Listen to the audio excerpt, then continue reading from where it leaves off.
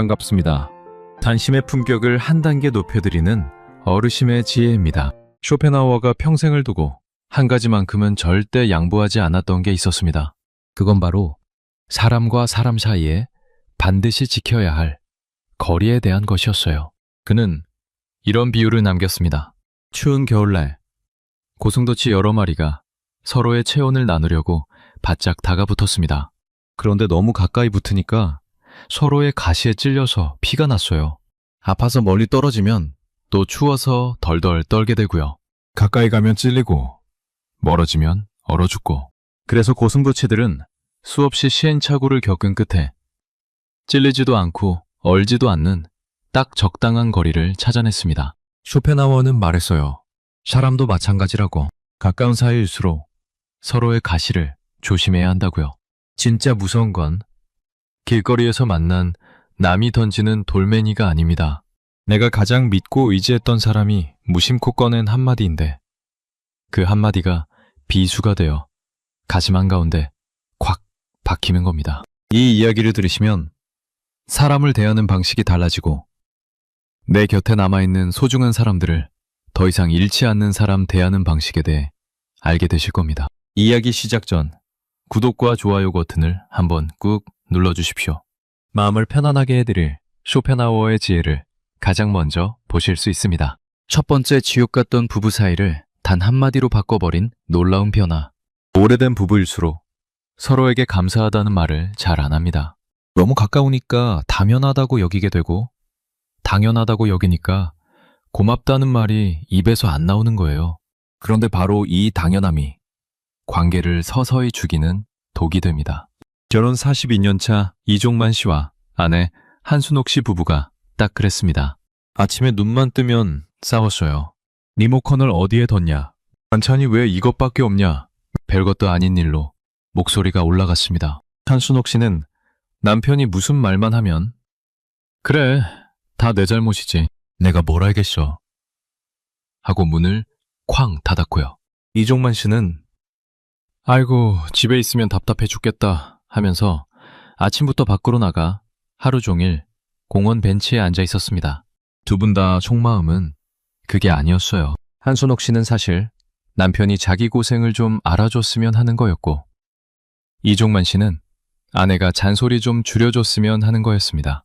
그런데 각자 원하는 걸 제대로 말하는 대신 상대를 공격하는 말만 하니까 관계가 점점 더 꼬인 거예요. 하루하루가 전쟁 같았습니다. 같은 집에 살면서도 서로 등을 돌리고 각자의 방에서 텔레비전만 보는 날이 이어졌어요. 그러다 큰일이 생겼습니다. 한순옥 씨가 어느 날 갑자기 심한 어지럼증을 느끼더니 부엌 바닥에 그대로 쓰러졌어요.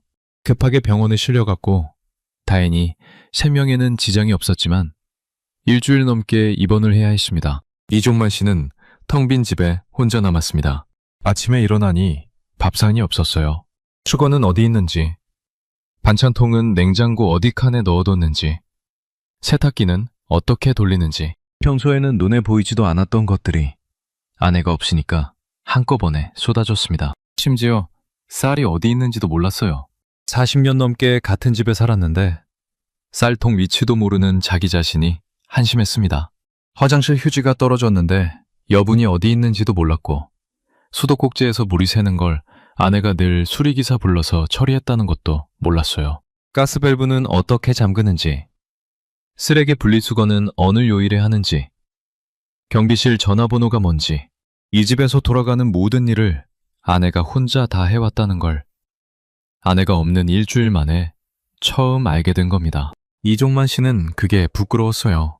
평생을 뭘 한 건지 집안에서 제대로 아는 게 하나도 없었으니까요. 병원에 아내 면회를 갈 때도 이상한 감정이 올라왔습니다. 아내가 병원 침대에 누워있는 모습을 보니까 갑자기 무섭더라고요. 이 사람이 정말 없어지면 어쩌나 하는 생각이 처음으로 들었다고 합니다. 40년 넘게 옆에 있으니까 영원히 있을 거라고 착각했던 거예요. 공기처럼, 물처럼 늘 곁에 있는 게 당연하다고 여겼던 겁니다. 그런데 병원 침대에서 수액을 맞고 있는 아내를 보는 순간 이종만 씨는 생전 처음으로 이 사람이 얼마나 소중한지 온몸으로 느꼈다고 합니다. 사흘째 되던 날 밤이었어요. 이종만 씨는 부엌에 서서 라면을 끓이다가 문득 멍하니 서 있었다고 합니다. 아내가 매일 아침 밥을 짓고 국을 끓이고 반찬을 차려서 자기 앞에 갖다 놓았던 그 일상이 떠올랐거든요. 비가 오나 눈이 오나 몸이 아프건 기분이 나쁘건 40년 넘게 단 하루도 빠짐없이 상을 차려줬는데 자기만 한 번도 고맙다는 말을 해본 적이 없었다는 걸 그제야 뼈저리게 깨달은 거예요. 한순옥 씨가 태어나던 날 아침이었습니다. 이종만 씨는 병원에 일찍 도착해서 아내 병실 앞에서 한참을 서성였어요. 마음속으로 수백 번은 연습한 말인데 막상 입 밖으로 꺼내려니 쑥스러운 거예요. 문을 열고 들어가서 아내 앞에 쭈뼛쭈뼛 서더니 작은 목소리로 이렇게 말했습니다. 만신이 아프니까 집이 집 같지가 않더라고. 살아서 내 곁에 있어줘서 고맙소. 한순옥 씨는 순간 말을 잃었다고 합니다. 40년 넘게 같이 살면서 이 사람 입에서 고맙다 라는 말을 들어본 적이 단 한 번도 없었거든요. 눈물이 주르륵 흘러내렸어요. 억울하고 서러워서 흘리는 눈물이 아니었습니다. 꽁꽁 얼어붙어 있던 마음 한가운데가 갑자기 녹아내리는 따뜻한 눈물이었어요. 그날 이후로 이종만 씨는 매일 아침 아내에게 짧은 말 한마디씩 건네기 시작했습니다. 오늘 국 맛있었어. 당신이 있으니까 집이 한결 따뜻해. 밖에 비 오는데 우산 챙겨? 대단한 말이 아닙니다. 아주 짧고 소박한 말이에요. 그런데 그 작은 말 한마디가 40년간 쌓인 원망의 벽을 하나하나 허물기 시작했습니다. 한순옥 씨도 변했어요. 남편이 외출할 때 조심히 다녀와요 한마디를 붙이기 시작했고 저녁에 남편이 좋아하는 곰탕을 끓여놓는 날이 늘었습니다. 어느 날은 한순옥 씨가 먼저 이렇게 말했다고 해요. 당신도 고생 많았지. 그동안 내가 잔소리만 했는데 미안해요. 이종만 씨는 그 말을 듣고 코끝이 시큰해졌다고 합니다. 40년 넘게 서로 미운 소리만 하면서 살았는데 고맙다는 말 한마디가 이렇게 큰 변화를 가져올 줄은 꿈에도 몰랐다고요.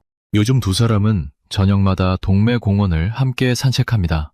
말없이 나란히 걷기도 하고 가끔은 웃으면서 옛날 이야기를 꺼내기도 해요. 이전과 같은 이야기를 해도 분위기가 완전히 달라졌어요. 과거를 들추며 싸우는 게 아니라 과거를 추억하며 웃을 수 있게 된 거예요. 의학 연구에서도 이걸 뒷받침하는 결과가 있습니다. 노년층 부부를 대상으로 오랜 기간 추적 조사를 했더니 매일 서로에게 사소한 감사를 표현한 부부는 그렇지 않은 부부에 비해 심장질환 발병률이 눈에 띄게 낮았고 수명도 훨씬 길었다고 합니다. 감사하는 마음을 입 밖으로 꺼낼 때 분비되는 호르몬이 몸속의 염증을 줄이고 면역력을 끌어올려줬기 때문이에요. 고맙다는 말 한마디가 관계만 살리는 게 아니라 진짜로 건강까지 살리는 겁니다. 가족끼리 굳이 말로 해야 하느냐고 많은 분들이 그렇게 생각하십니다. 하지만 감정은 표현하지 않으면 절대로 전달이 안 돼요. 오래된 사이일수록 당연하다고 여기는 것들이 참 많습니다. 밥을 차려주는 것, 전구를 갈아주는 것, 아침에 살아서 나란히 일어나는 것까지 이 당연한 것에 고맙다라고 말하는 순간 관계는 기적처럼 되살아납니다. 쇼펜하우어는 이런 말을 남겼습니다. 우리가 가진 것에 감사할 줄 모르는 사람은 무엇을 얻어도 결코 행복하지 못하다. 미운 정만 남은 것 같고 바라만 봐도 한숨이 나올 때가 있습니다.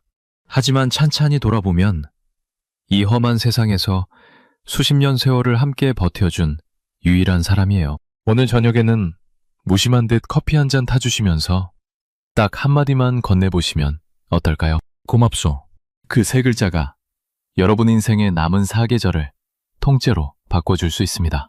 두 번째, 잘 나가는 친구 앞에서도 절대 기죽지 않는 단 하나의 무기. 누구나 한 번쯤은 느껴봤을 겁니다. 친구 모임에서 돌아오는 길. 왠지 모르게 가슴이 먹먹하고 매 인생만 형편없게 느껴지는 그 기분을요.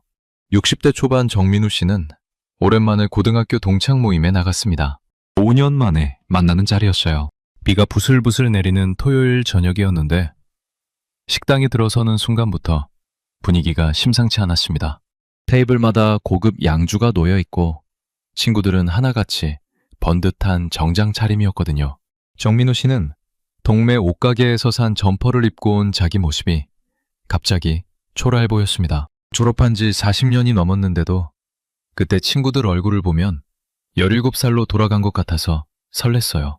반가운 마음에 잔뜩 기배를 하고 갔습니다. 그런데 자리에 앉자마자 분위기가 좀 달랐어요.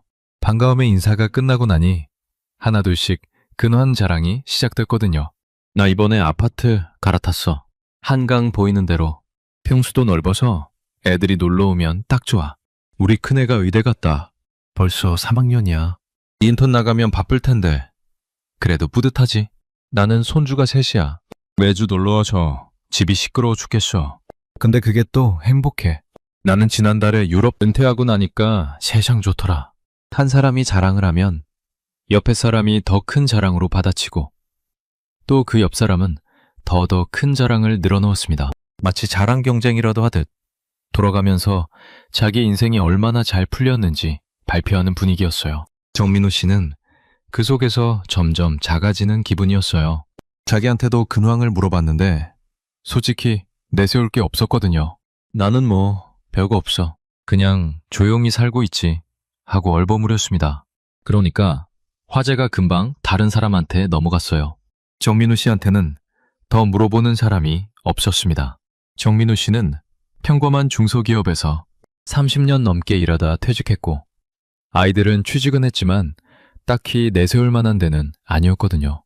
집도 외곽의 작은 아파트 한 채가 전부였고 해외여행은 꿈도 못 꿨어요. 모임 내내 정민우 씨는 웃는 척했지만 속으로는 쉴 새 없이 자기를 깎아내리고 있었습니다. 모임이 끝나고 집에 돌아오는 게 정민우 씨 마음은 천근만근이었어요. 나는 뭐 한 거지? 같은 학교 다녔는데 나만 이 모양이야. 다들 잘 사는데 나만 뒤처진 거 아니야? 현관문을 열고 들어서는데 거실 거울에 자기 얼굴이 비쳤어요. 풀이 죽은 눈, 축 처진 어깨, 한숨만 나오는 얼굴. 정민우 씨는 거울 속의 자기를 한참 바라보다가 갑자기 소리를 내어 말했습니다. 그래도 나는 큰 병 없이 건강하잖아. 저녁마다 막걸리 한잔 할 수 있고 아내랑 같이 텔레비전 보면서 웃을 수 있잖아. 아이들 다 제 밥벌이 하고 있고 이만하면 참 괜찮은 인생이지. 그 말을 뱉고 나니까 신기하게도 가슴을 짓누르던 무거운 돌덩이가 스르르 내려가는 기분이었다고 합니다. 남들 기준으로 보면 별것 아닐 수 있어요. 한강 보이는 아파트도 없고 의사 자식도 없고 유럽 여행도 못 가봤으니까요. 하지만 정민우 씨 기준으로 보면 충분히 감사할 것들이 넘쳐나는 삶이었거든요. 큰 병 없이 두 다리로 걸어 다닐 수 있고 아내와 저녁마다 같이 밥을 먹을 수 있고 아이들이 건강하게 제 밥벌이를 하고 있고 거기에 한 달에 한 번 동네 친구들이랑 막걸리 한잔 할 수 있는 여유까지. 이게 행복이 아니면 뭐가 행복이겠습니까?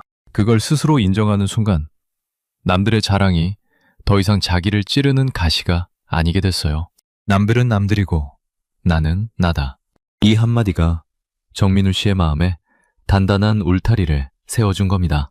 심리학에서는 이걸 자기 긍정 확언이라고 부릅니다. 남에게 비교당해서 위축된 상황에서 나는 내 삶에 만족한다. 나는 충분히 잘 살고 있다. 라고 스스로에게 말해주는 거예요. 연구 결과에 따르면 이 간단한 행동만으로도 스트레스 호르몬인 코르티솔 수치가 크게 떨어지고 문제 해결 능력을 관장하는 뇌 부위가 활성화되었다고 합니다. 남의 기준이 아니라 내 기준으로 행복을 정의하는 순간 마음에 단단한 방어막이 생기는 거죠. 사람의 불행은 대부분 비교에서 시작됩니다. 특히 은퇴 이후에는 명함도, 직함도, 회사 이름도 다 사라지니까 오직 가진 것으로만 자신을 증명하려는 분들이 많아요. 그래서 남의 자랑에 맞장구 치면서 속으로는 스스로를 깎아내리고 있는 겁니다. 하지만 내 삶의 가치는 남이 매겨주는 게 아닙니다. 스스로 자기 삶을 긍정하고 자족하는 단단함이야말로 세상 그 어떤 화려한 자랑 앞에서도 무너지지 않는 최고의 무기예요. 쇼펜하우어는 이렇게 말했습니다. 타인의 행복과 자신의 행복을 비교하는 자는 스스로 불행의 늪에 빠져드는 것이다.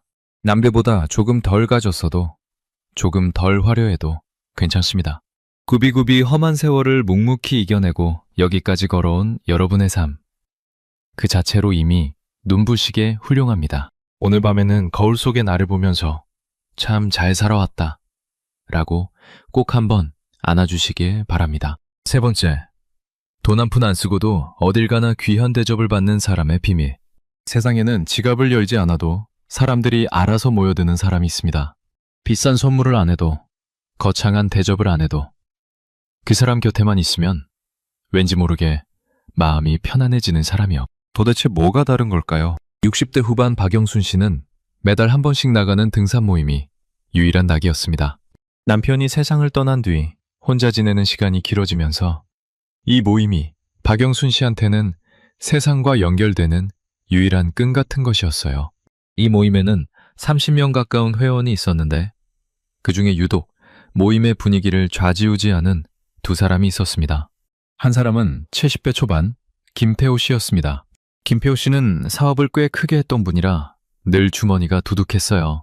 모임에 나올 때마다 회비를 2배로 냈고 산행이 끝나면 어김없이 오늘은 내가 쏜다 하면서 고깃집으로 일행을 이끌었습니다. 처음에는 다들 좋아했어요. 아이고, 태호 형님 덕분에 오늘도 잘 먹습니다. 형님이 계시니까 이 모임이 유지되는 거예요. 이런 말들이 쏟아졌죠. 그런데 시간이 좀 지나니까 분위기가 슬슬 달라졌습니다. 산행 도중에 회원들이 하나둘 슬금슬금 김태호 씨와 거리를 두기 시작한 거예요. 앞서 걷는 무리에 살짝 끼거나 중간 쉬는 시간에 슬쩍 다른 쪽으로 자리를 옮기거나 대놓고 피하는 건 아닌데 뭔가 미묘하게 자리를 피하는 게 눈에 보였어요. 김태호 씨 옆에 앉으면 밥을 얻어먹는 건 좋은데 1시간 내내 그분 이야기만 들어야 했거든요. 내가 젊었을 때 부산에서 무역 사업을 시작했는데 말이야. 그때는 진짜 아무것도 없이 맨주먹으로. 우리 큰아들이 이번에 본부장 승진했어. 저 녀석이 누구 닮아서 그런지 일머리가 기가 막혀. 작년에 제주도에 별장 하나 지었는데 바다가 딱 보이는 데라서 누가 무슨 이야기를 꺼내도 어느새 김태호 씨의 과거 무용담이나 자식 자랑, 재산 자랑으로 흘러갔습니다. 사람들은 밥은 얻어먹으면서도 속으로는 답답했던 거예요. 내 이야기는 한마디도 못하고 그분 이야기만 맞장구 쳐야 하니까요. 점점 김태호 씨 옆자리를 피하는 사람이 늘어나기 시작했습니다. 아무도 대놓고 말은 안 했지만 슬슬 빈자리가 생기기 시작한 거예요. 김태호 씨는 그걸 몰랐을 겁니다. 자기가 돈을 쓰니까 사람들이 좋아하는 줄 알았으니까요. 하지만 사람들이 김태호 씨 곁에 있었던 건 그 사람이 좋아서가 아니라 공짜밥이 좋았던 거예요. 잔인하지만 그게 현실이었습니다. 그런데 또 한 사람, 60대 중반 윤정희 씨는 완전히 달랐습니다. 윤정희 씨는 모임 회비도 딱 정해진 만큼만 냈고 특별히 뭘 사주거나 대접하는 것도 아니었어요. 옷차림도 수수했고 내세울 만한 배경도 딱히 없었습니다. 그런데 신기하게도 산을 오를 때 윤정희 씨 옆자리는 항상 경쟁이었어요. 너도 나도 윤정희 씨 옆에서 걷고 싶어 했습니다. 이유가 뭐냐고요? 단단했어요. 윤정희 씨는 남의 말을 들을 때 절대 중간에 끊지 않았습니다. 누가 손주 이야기를 하면 아이고 그래? 손주가 그런 말을 했어? 얼마나 기특해 하고 진심으로 반응했고요. 누가 병원 갔다 온 이야기를 하면 많이 아팠겠다. 진짜 고생했네. 지금은 좀 나아? 하고 걱정스러운 눈빛으로 물었어요. 누가 며느리 때문에 속상하다고 하면 해결책을 내놓거나 잔소리를 하는 대신 그래, 그 마음이 오죽했겠어 하고 그냥 옆에서 고개를 끄덕여줬습니다. 그게 전부였어요. 거창한 조언을 하는 것도 아니고 대단한 해결책을 내놓는 것도 아니었습니다. 그냥 고개를 끄덕이면서 그랬구나, 고생 많았네, 이 말만 했을 뿐인데 사람들은 윤정희 씨한테 이야기하고 나면 속이 뻥 뚫리는 기분이 든다고 했어요. 마치 꽉 막혀있던 체중이 내려가는 것 같다고요. 박영순 씨도 처음에는 그 차이를 잘 몰랐어요.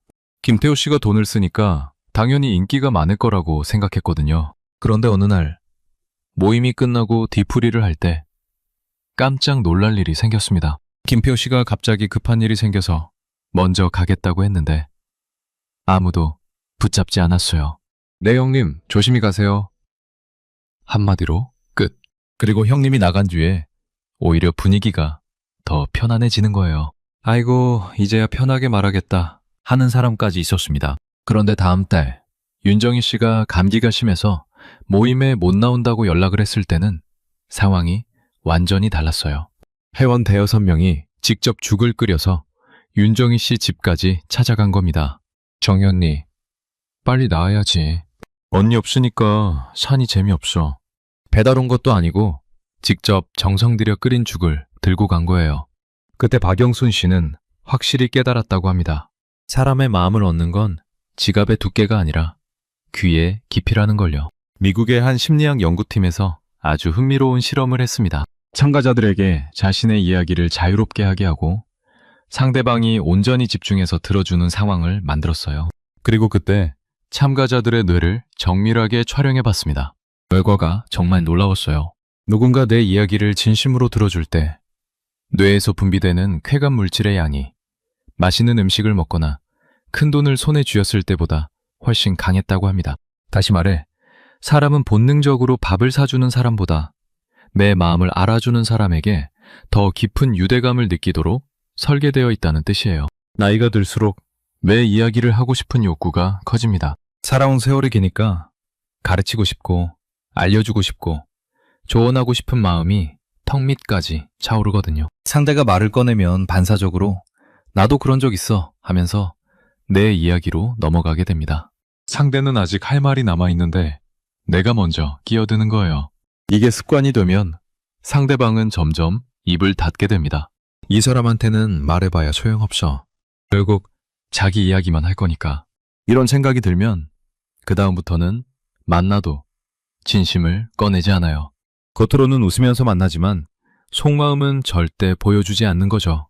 관계가 겉도는 건 대부분 여기서 시작됩니다. 하지만 진짜 품격 있는 어른은 내 입을 닫고 상대의 귀가 되어주는 사람입니다. 상대의 말을 끊지 않고 그 사람의 감정을 있는 그대로 받아주는 것.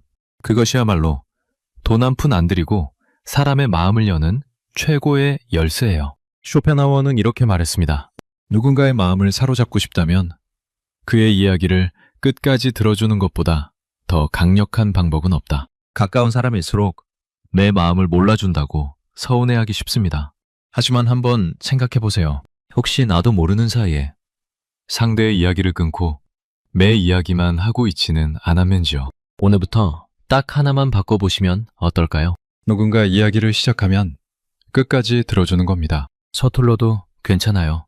여러분의 따뜻한 눈빛 하나, 고개 끄덕임 하나가 누군가에게는 꽁꽁 얼어붙은 마음을 녹이는 봄볕이 됩니다. 네 번째, 자식에게도 존중받지 못하던 사람이 집안의 기둥이 된 작은 변화.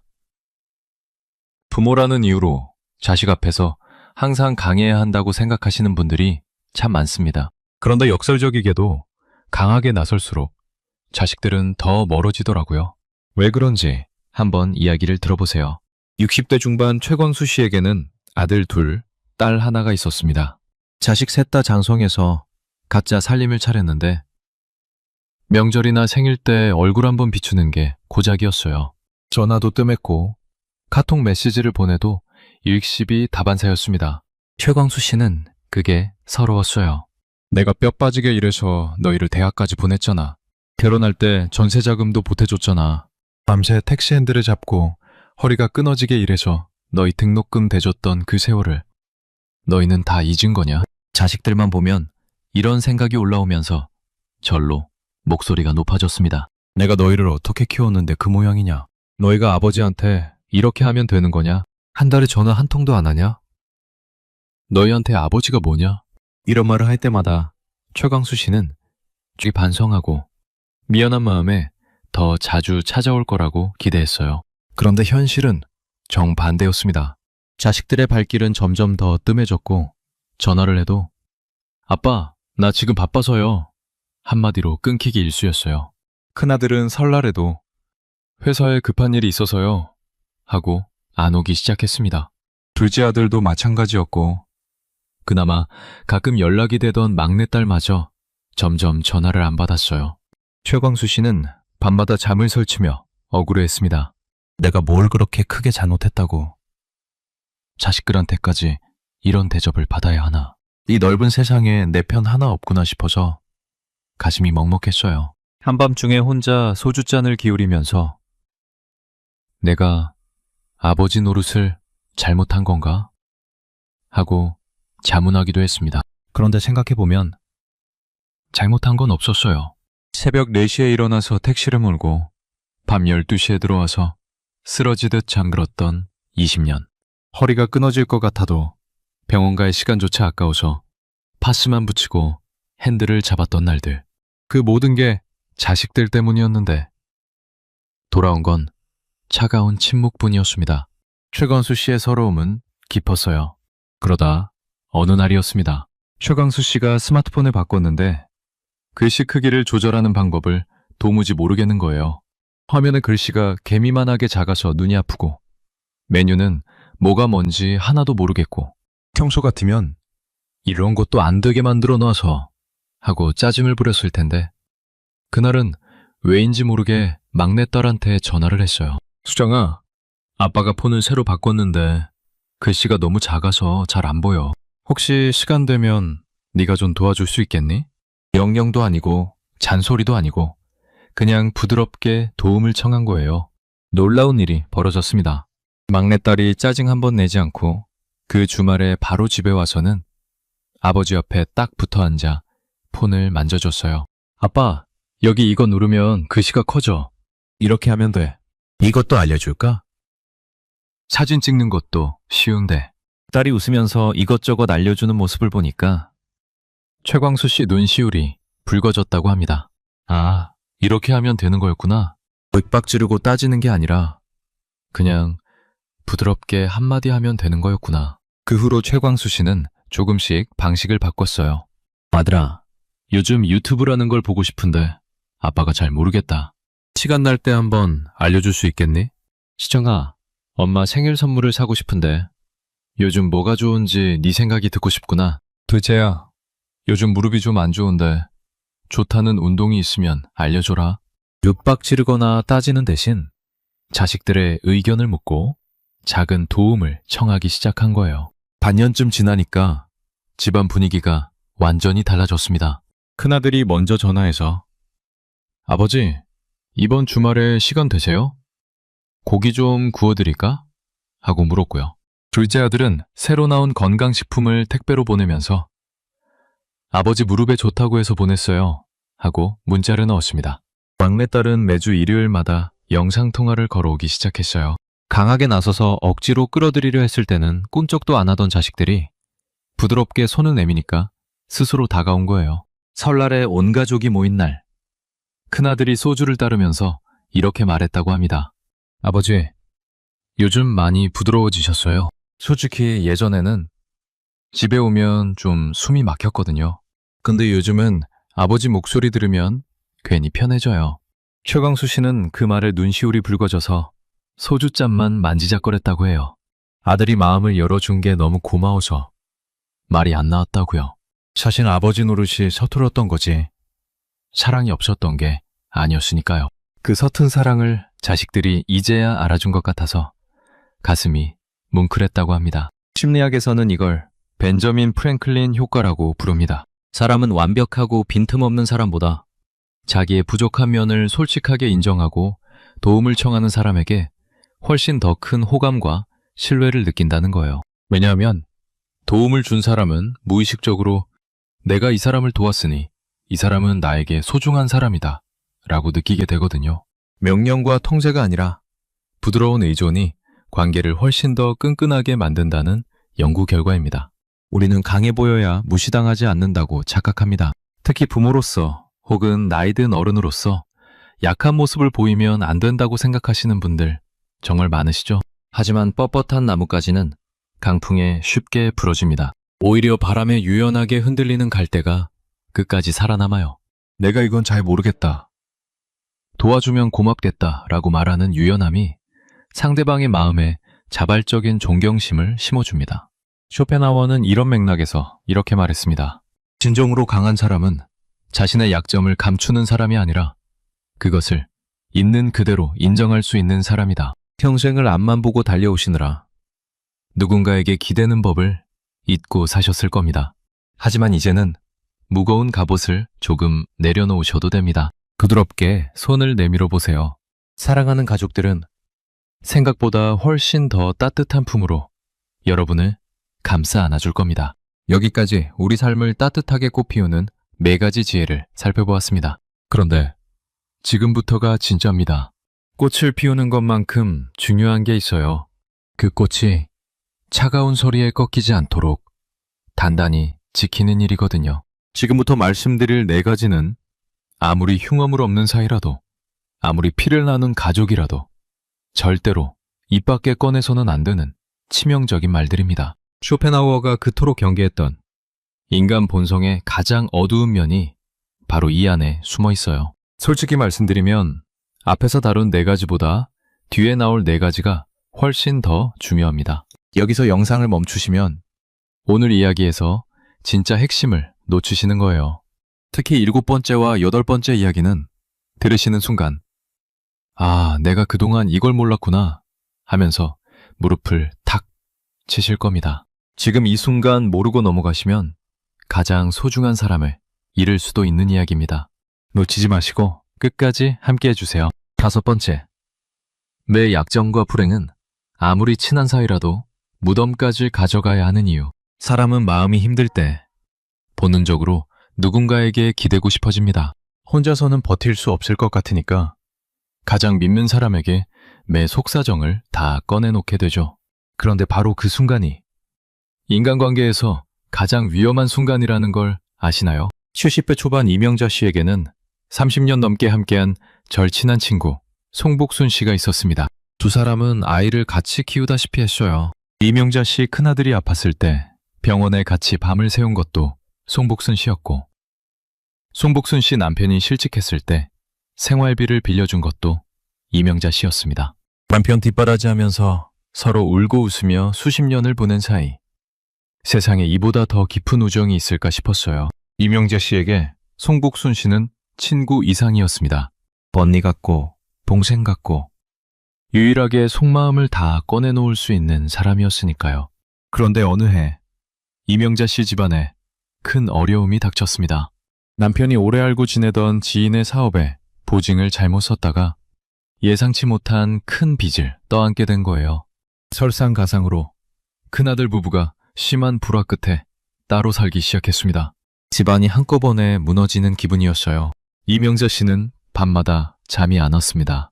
누구한테도 말할 수 없는 이 무거운 짐을 혼자 지고 있자니 가슴이 터질 것 같았어요. 그래서 송복순 씨를 불러내 커피를 마시며 눈물을 뚝뚝 흘리면서 다 털어놨습니다. 복순아, 너니까 말하는 거야.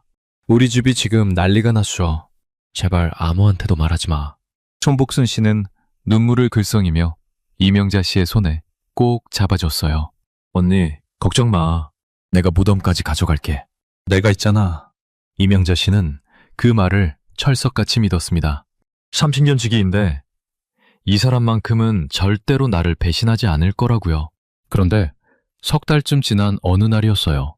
이명자 씨가 동네 화훼 모임에 나갔는데 분위기가 이상했습니다. 사람들이 이명자 씨를 보더니 수근수근거리고 눈빛을 피하는 거예요. 평소에 잘 이야기하던 사람이 이명자 씨, 요즘 집에 무슨 일 있어요? 하고 넌지시 물었을 때 이명자 씨는 직감적으로 알았습니다. 다 알려진 거구나.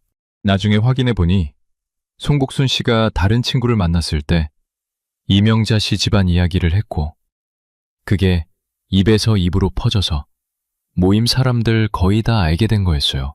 이명자 씨는 다리에 힘이 풀렸다고 합니다.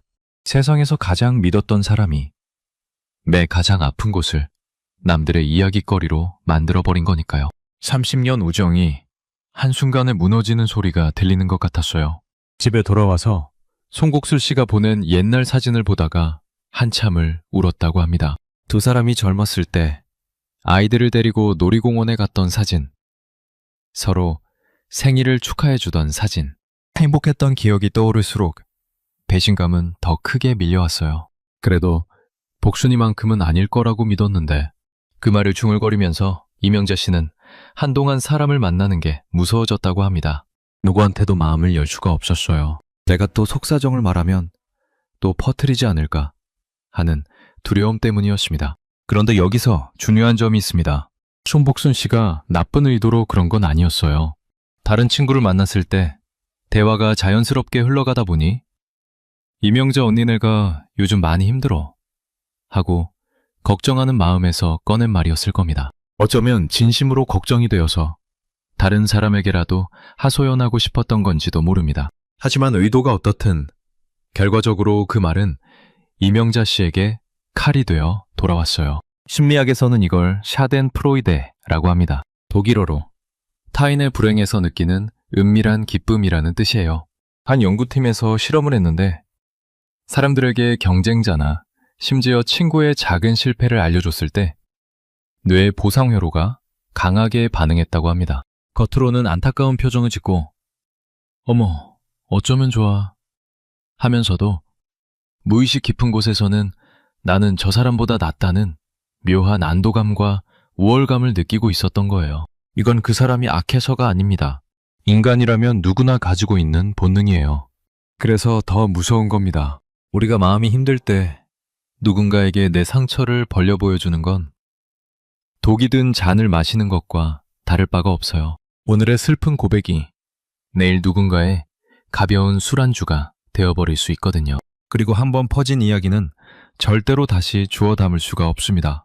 물을 엎질러도 닦으면 되지만 말을 엎지르면 닦을 방법이 없어요. 입에서 입으로 옮겨다니면서 점점 부풀려지고 잊지도 않았던 이야기까지 덧붙여져서 나중에는 원래 형태를 알아볼 수도 없게 됩니다. 진짜 치명적인 약점. 가정의 불화, 돈 문제, 자식 문제. 이런 것들은 아무리 오래된 친구라도 아무리 가까운 사이라도 절대로 입 밖으로 꺼내면 안 됩니다. 그렇다면 정말 힘들 때는 어떻게 하느냐고요? 글을 쓰세요. 미리장에 풀어놓으세요. 종이는 절대로 소문을 퍼뜨리지 않습니다. 혼자서 감당하기 너무 힘들면 전문 상담사를 찾아가세요. 상담사는 직업적으로 비밀을 지켜야 할 의무가 있는 사람이니까요. 쇼펜하우어는 이렇게 경고했습니다. 너의 비밀을 타인에게 넘기지 마라. 타인의 불행은 위로가 아니라 그들의 위안거리가 되고 타인의 행복은 축하가 아니라 그들의 질투를 부른다. 가장 믿었던 사람에게 뒤통수를 맞은 것 같은 기분. 정말 비참하고 억울하실 수 있습니다. 하지만 너무 깊이 상처받지 마세요. 그건 그 사람이 악마여서가 아니라 그저 나약한 인간의 본성일 뿐이니까요. 남에게 위로를 구하기보다 매 상처는 내가 스스로 보듬어주는 단단한 어른이 되시기를 응원합니다. 6번째, 자식 가슴에 대못을 받고 부모 품을 떠나게 만드는 가장 무서운 한마디. 부모가 자식에게 하는 말 중에 선의로 한 말인데 결과적으로 가장 깊은 상처를 남기는 말이 있습니다. 바로 누군가와 비교하는 말이에요. 듣는 사람 입장에서는 가슴에 대못을 박는 것과 똑같습니다. 60대 후반 김정숙 씨에게는 40 넘긴 아들이 하나 있었습니다. 아들은 작은 회사에 다니며 나름대로 열심히 살고 있었어요. 큰 부자는 아니었지만 아내와 아이 둘을 먹여 살리며 묵묵히 제 할도리를 다하고 있었습니다. 주말에는 아이들 학원 셔틀을 하고 퇴근하면 설거지를 돕고 빠듯한 살림에도 매달 조금씩 저축을 하는 성실하고 책임감 강한 다장이었어요. 그런데 김정숙 씨는 아들만 보면 안타까운 마음이 앞섰습니다. 같은 동네 사는 지인의 아들은 대기업에 다니면서 부모한테 매달 용돈을 보내주고 옆집 아들은 사업이 잘 돼서 부모한테 차까지 사줬다는데 우리 아들은 왜 이렇게 안 풀리는 걸까 하는 조바심이 들었거든요. 아들이 못나서 그런 게 아니라 잘 되기를 너무 바라는 엄마의 마음 때문이었어요. 명절에 아들이 찾아오면 김정숙 씨는 자극을 주겠다며 슬쩍 이런 말을 던졌습니다. 옆집 영호 아들은 이번에 차장 됐다더라. 너도 좀 분발해야 하지 않겠니? 미 친구 상현이는 아파트까지 장만했다면서. 넌 언제까지 전세에서 살 거야? 동생네에는 영어 학원도 다니던데. 넌 애들 교육은 좀 시키고 있는 거야? 김정숙 씨로서는 채찍질이 사랑이라고 믿은 거예요. 듣기 싫은 말이라도 해줘야 정신을 차리지 않겠느냐는 생각이었습니다. 엄마니까 이 정도는 할 수 있는 거 아니냐고요. 그런데 그 말을 들은 아들의 반응은 김정숙 씨의 예상과 완전히 달랐습니다. 아들은 말없이 밥숟가락을 내려놓더니 고개를 숙인 채 한참을 가만히 있었어요. 그리고는 엄마, 나 먼저 갈게 하고 문을 닫고 나갔습니다. 뒤돌아서 나가는 아들의 어깨가 축 처져 있었어요. 그 후로 아들은 명절에도 잘 안 왔습니다. 전화도 점점 뜸해졌고 카톡에 안부를 물어도 네, 잘 있어요. 딱 한 줄로 끝이었어요. 손주를 데려오던 며느리도 발길이 끊겼습니다. 김정숙 씨는 억울하고 서러웠어요. 다 너 잘 되라고 한 소린데 왜 아들이 이렇게까지 마음의 문을 닫아버린 건지 이해가 안 됐습니다. 밤에 혼자 텔레비전을 보다가 손주 나오는 광고를 보면 눈물이 핑 돌았어요. 손주 얼굴도 못 본 지가 벌써 3개월째였거든요. 아들한테 먼저 전화할까 말까 수십 번을 고민하다가 내가 뭘 잘못한 것도 아닌데 하는 자존심에 번번이 포기했습니다. 며느리한테 연락해볼까도 싶었지만 아들이 더 기분 나빠할까봐 그것도 못했어요. 김정숙 씨는 매일 아침 아들 어렸을 때 사진을 보면서 혼자 중얼거렸습니다. 엄마가 잘못한 거니? 엄마가 그렇게까지 나쁜 말을 한 거니?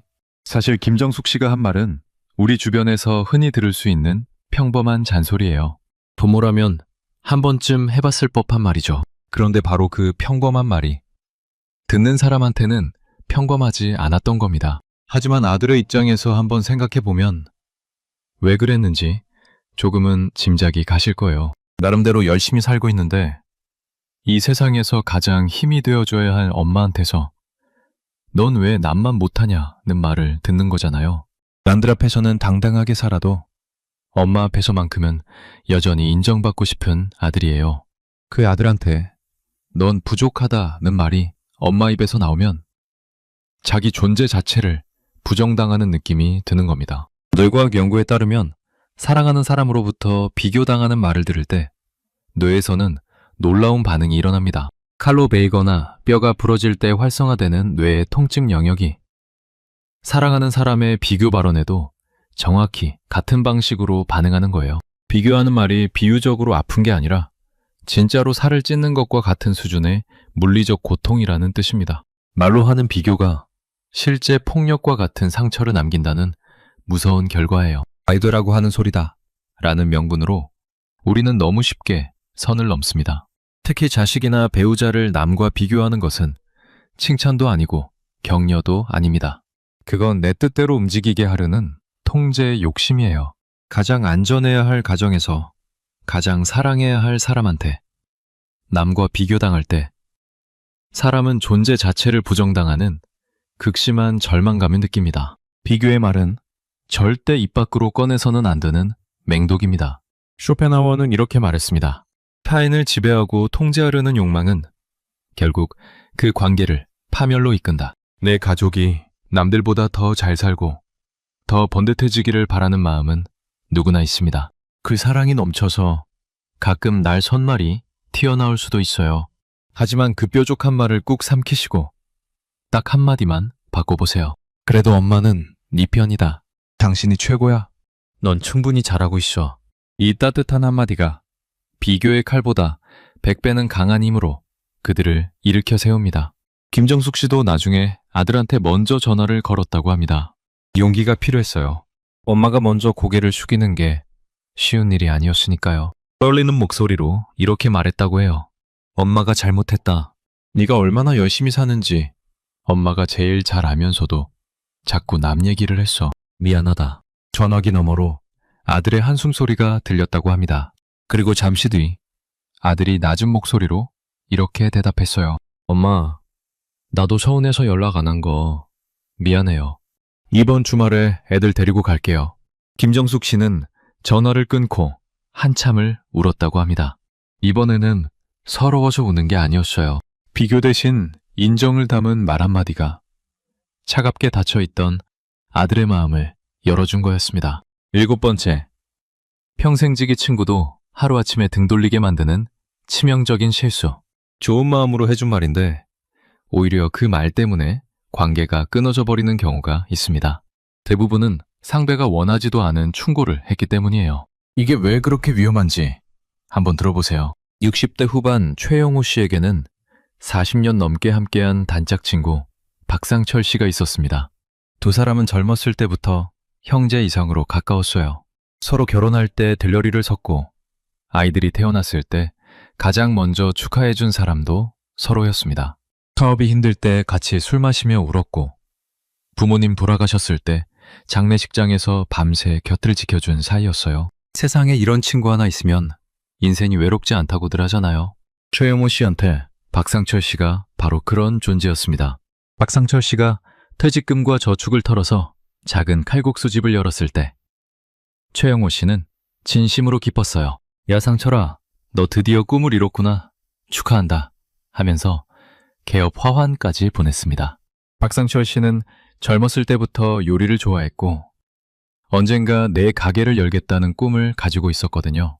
퇴직 후에 드디어 그 꿈을 실현한 거였어요. 그런데 개업 후 한 달쯤 지나서 최영호 씨가 그 식당에 밥을 먹으러 갔습니다. 오랜 친구니까 솔직하게 이야기해 주는 게 진짜 도움이 될 거라고 생각했어요. 그래서 밥을 먹으면서 이렇게 말했습니다.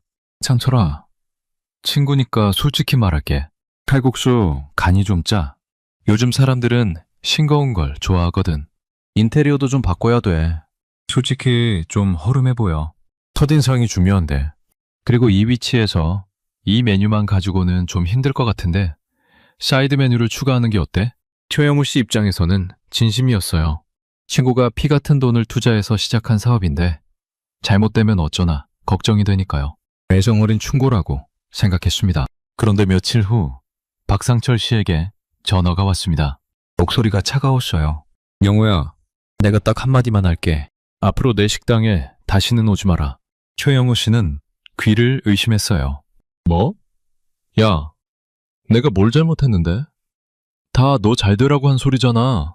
하지만 박상철 씨는 할 말 없어 한마디를 남기고 전화를 끊어버렸습니다. 그 후로 연락이 완전히 끊겼어요. 40년 우정이 한 끼 식사 자리에서 끝나버린 겁니다. 최영우 씨는 한동안 멍했다고 합니다. 저녁에 텔레비전을 보다가 맛집 프로그램이 나오면 박상철 씨 생각이 불쑥 났어요. 전화기를 들었다 놨다를 수십 번 반복했습니다. 전화를 하고 싶은데 뭐라고 말해야 할지 모르겠는 거예요.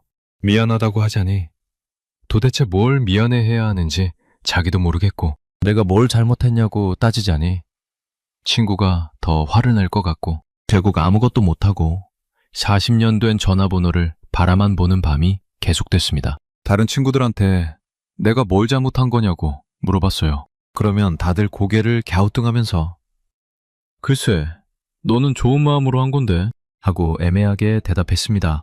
하지만 한 친구가 조심스럽게 이렇게 말해줬어요.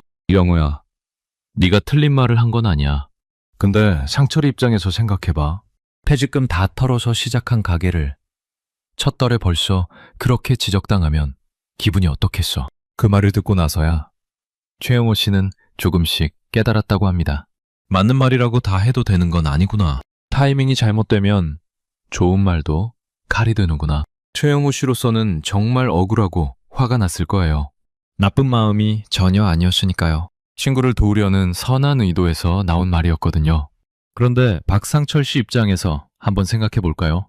평생 모은 퇴직금을 걸고 밤잠을 설치며 준비한 가게예요. 두려움을 이겨내고 용기를 내서 시작한 인생 후반전의 도전이었어요. 떨리는 마음으로 첫 손님을 맞이하고 있는데 가장 가까운 친구가 와서 하는 말이 간이 짜다. 인테리어가 촌스럽다. 이러면 망한다. 였던 거잖아요. 박상철 씨한테는 그 말이 내 인생의 꿈, 전부를 한 방에 부정당한 것처럼 느껴졌을 겁니다. 심리학에서는 이걸 심미적 반발심이라고 부릅니다. 이 사람은 자기의 선택이나 결정에 대해 누군가 훈수를 두면 그 내용이 아무리 옳은 말이라도 본능적으로 강한 적대감이 올라온다는 거예요. 충고를 듣는 순간 뇌가 내 자유와 권리가 침해당했다고 판단하기 때문입니다. 원하지 않는 조언은 돕는 게 아니라 공격으로 받아들여지는 거예요. 아무리 옳은 말이라도 상대가 원하지 않으면 그건 충고가 아니라 폭력입니다. 나이가 들면 경험이 많아지니까 남의 일이 유독 눈에 잘 들어옵니다. 그래서 돕겠다는 좋은 마음으로 충고를 가장한 비판을 쉽게 쏟아내곤 하죠. 하지만 기억하셔야 합니다. 상대가 먼저 어떻게 하면 좋겠니? 하고 진심으로 묻기 전까지는 절대로 입을 열어선 안 됩니다. 아무리 가까운 사이라도 타인의 인생에 함부로 뛰어들어 이래라 저래라 하는 건 심각한 월권이에요. 쇼펜하우어는 이런 말을 남겼습니다. 사람들은 충고를 구하는 것처럼 보이지만 사실 그들이 진짜 원하는 것은 자신의 선택에 대한 인정과 지지뿐이다. 사랑하는 친구가 뻔히 실수하는 걸 보면서 모른 척하기란 참으로 답답하고 속이 타는 일입니다. 걱정되는 그 마음 충분히 이해합니다. 하지만 때로는 묵묵히 지켜봐주는 것이 최선일 때가 있어요. 가만히 생각해보면 우리가 살면서 진짜 고마웠던 사람은 이래라 저래라 참견한 사람이 아니었어요. 내가 넘어졌을 때 아무 말 없이 손을 내밀어준 사람. 내가 울고 있을 때 옆에 조용히 앉아 있어준 사람. 그 사람들의 침묵이 어떤 말보다 큰 위로가 되었잖아요. 그리고 혹시 넘어져서 돌아왔을 때 아무 말 없이 약을 발라주는 것. 그것이 진짜 어른의 우정입니다. 내가 뭐라고 했어? 같은 말은 절대로 하지 마세요. 이미 아파서 돌아온 사람한테 그 한마디는 두 번째 칼질이나 다름없습니다. 8번째, 배우자의 수명을 갉아먹는 독사 같은 말버릇. 부부 사이에서 가장 위험한 습관이 하나 있습니다. 지금 벌어진 문제를 이야기하다가 느닷없이 수십 년 전 과거를 끌고 오는 것이에요. 이게 왜 그렇게 치명적인지 한번 들어보시면 소름이 돋으실 겁니다. 70대 초반 강희준 씨와 아내 오미경 씨는 결혼 45년 차 부부입니다. 오래 함께 살아온 만큼 좋은 추억도 많지만 서로에게 남긴 상처도 적지 않았어요. 사는 게 다 그렇듯이 산 넘어 산이었습니다. 문제는 두 사람이 다툴 때마다 벌어졌어요. 시작은 아무것도 아닌 일이었습니다. 어느 날 오미경 씨가 장을 보면서 생선을 좀 많이 사온 거예요. 냉동실에 넣으면 되니까 대수롭지 않은 일이었죠. 강희준 씨가 이걸 둘이서 언제 다 먹어? 좀 적당히 사지 하고 한마디 했습니다. 여기까지는 그냥 일상적인 대화예요. 살림하는 부부 사이에서 흔히 오가는 말이잖아요. 그런데 오미경 씨가 갑자기 폭발했습니다. 내가 생선 좀 많이 산 게 어때서? 당신은 20년 전에 보증 잘못 써서 집 날려먹었을 때는 어쩌고? 그때 내가 얼마나 고생했는데? 그건 왜 아무 말도 안 해? 생선 얘기가 순식간에 20년 전 보증 얘기로 점프한 겁니다. 오늘의 생선하고 20년 전의 보증이 도대체 무슨 관계가 있나 싶지만 그게 바로 이 패턴의 무서운 점이에요. 강희준 씨도 가만히 있지 않았어요. 보증 얘기를 왜 또 꺼내? 그러면 당신은 우리 어머니 모실 때 나한테 뭐라 그랬어? 30년 전 일인데 내가 다 기억해. 당신 30년 전에 우리 엄마한테 한 짓은 어쩌고? 그건 죽을 때까지 아니죠. 이렇게 과거의 잘못을 서로 꺼내들면 오늘의 사소한 다툼은 순식간에 수십 년치 재판장이 되어버립니다. 누가 더 많이 참았는지, 누가 더 많이 희생했는지, 누가 더 크게 잘못했는지를 따지기 시작하면 끝이 없어요. 결국 그때 당신이, 그때 네가 하면서 목소리만 높아지고 문제는 하나도 해결이 안 됩니다.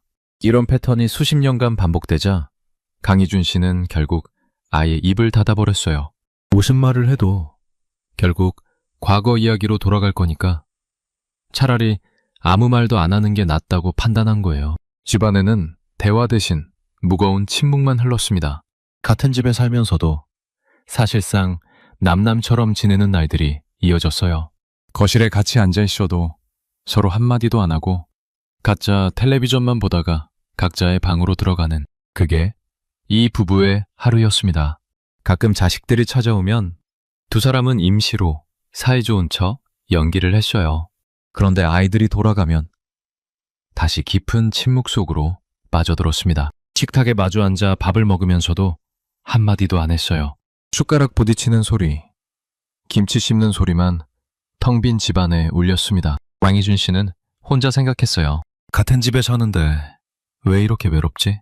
오미경 씨도 밤에 혼자 누워서 생각했습니다. 45년을 같이 살았는데 이 사람은 나를 알기나 하는 건가?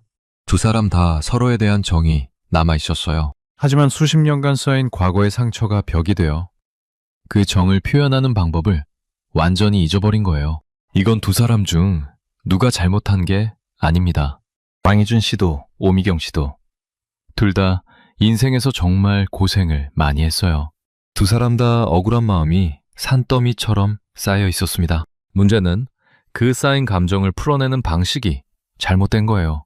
과거를 무기로 쓰기 시작하면 현재가 무너집니다.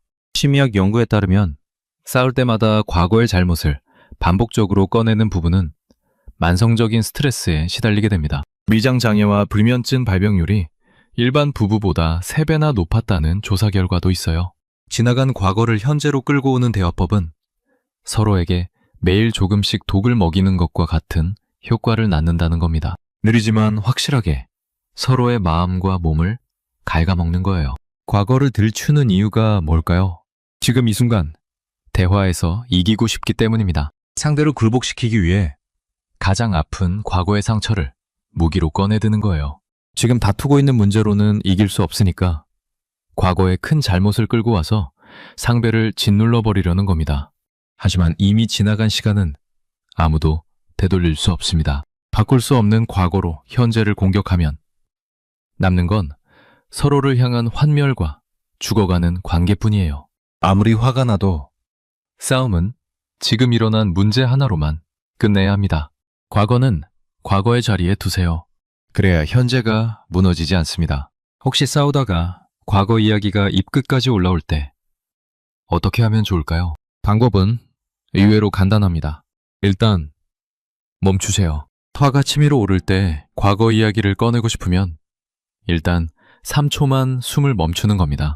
하나, 둘, 셋. 이 3초 동안 내가 지금 꺼내려는 말이 과거인지 현재인지 판단하세요. 과거 이야기라면 입을 다무세요. 대신 이렇게 말하는 겁니다. 지금 이 문제만 이야기하자. 다른 건 나중에 차분하게. 이 한마디가 수십 년 묵은 패턴을 깨뜨리는 첫걸음이 됩니다. 처음에는 익숙하지 않아서 어색할 거예요. 입안에서 과거의 말들이 빙빙 돌면서 뛰쳐나오려고 할 겁니다. 하지만 한 번 참고, 2번 참고, 3번 참으면 어느 순간부터 과거를 꺼내지 않는 게 자연스러워집니다. 그때부터 싸움의 강도가 확 줄어드는 걸 느끼실 거예요. 쇼펜하우어는 이런 경고를 남겼습니다. 지나간 과거의 불행을 계속 끄집어내는 것은 스스로에게 새로운 불행을 선고하는 어리석은 짓이다. 가슴 깊은 곳에 맺힌 한이 왜 없으시겠습니까? 억울하고 분한 그 긴 세월을 묵묵히 버텨오신 여러분의 인내 다 압니다. 하지만 그렇기에 더더욱 남은 시간만큼은 웃으며 보내셔야 하지 않겠습니까? 과거의 무거운 짐은 이제 그만 강물에 띄어보내시고 오늘 핀 작은 꽃 한 송이를 함께 바라보는 평안한 황혼이 되시기를 진심으로 기도합니다. 오늘 우리는 쇼펜하우어의 서늘하지만 정확한 지혜를 통해 가까운 사이일수록 반드시 지켜야 할 관계의 비밀 8가지를 함께 나누었습니다. 다시 한번 정리해 보겠습니다. 먼저, 관계를 꽃피우는 4가지 말의 씨앗입니다. 첫째, 말을 아끼고 상대의 이야기를 끝까지 들어주는 것. 둘째, 강하게 밀어붙이는 대신 부드럽게 도움을 청하는 것. 셋째, 당연하다고 생각했던 것에 매일 고맙다는 말을 건네는 것. 넷째, 남과 비교하지 않고 나 자신의 삶을 스스로 인정하고 근정하는 것. 이 4가지를 실천하시면 여러분 주변에 사람이 모이기 시작합니다. 그리고 절대로 입 밖에 꺼내서는 안 되는 4가지 독이 있었습니다. 첫째, 아무리 친한 사이라도 나의 치명적인 약점과 집안 사정을 털어놓지 마세요. 둘째, 살아가는 사람을 다른 사람과 비교하지 마세요. 셋째, 상대가 먼저 묻기 전까지는 원하지 않는 충고를 하지 마세요. 넷째, 싸울 때 과거의 잘못을 끌고 와서 무기로 쓰지 마세요. 이 4가지만 조심하시면 소중한 사람을 더 이상 잃지 않습니다. 쇼펜하우어가 남긴 말 중에 오늘 이야기의 핵심을 관통하는 한마디가 있습니다. 인간관계의 비결은 적당한 거리를 유지하는 것이다. 그래야 상대의 온기를 느끼면서도 서로의 가시에 찔리지 않을 수 있다. 고슴도치의 거리, 기억하시죠? 너무 가까이 가면 찔리고, 너무 멀어지면 얼어 죽고, 딱 적당한 거리에서 서로의 체온을 느끼면서도 상처 주지 않는 것. 그것이 200년 전 철학자가 우리에게 남긴 가장 실용적인 삶의 지혜입니다. 물론 알고 있습니다. 수십 년 살아온 습관을 하루아침에 바꾸는 건 결코 쉽지 않습니다. 매일 아침에 또 욱하는 마음에 날 선말이 튀어나올 수도 있어요. 실수할 수도 있고 다시 옛 습관으로 돌아갈 수도 있습니다. 하지만 너무 자책하지 마세요. 완벽하게 바뀌지 않아도 됩니다. 오늘 이 긴 이야기를 끝까지 들으시며 맞아, 나도 한번 바꿔봐야지 하고 마음속으로 다짐하신 것만으로도 여러분은 이미 어제보다 훨씬 더 멋지고 품격 있는 어른이 되셨습니다. 그 작은 다짐 하나가 매일의 여러분을 완전히 다른 사람으로 만들어줄 겁니다. 오늘 저녁에 한번 해보시면 어떨까요? 오래 연락 못했던 친구에게 전화 한 통 걸어서 안부 한마디 건네는 거예요. 옆에 있는 배우자에게 커피 한 잔 타주면서 짧게 고맙소 한마디 하는 거예요. 자식에게 카톡 한 줄 보내는 거예요. 아빠가 항상 네 편이다. 이 작은 행동 하나가 수십 년 묵은 관계의 매듭을 풀어주는 시작이 될 수 있습니다. 여러분은 한 시대를 치열하게 살아내신 존경받아 마땅한 분들입니다. 전쟁 같은 인생을 묵묵히 버텨내고 가족을 지키고 여기까지 걸어오신 분들이에요. 그 긴 세월의 무게를 아는 사람으로서 진심으로 말씀드립니다.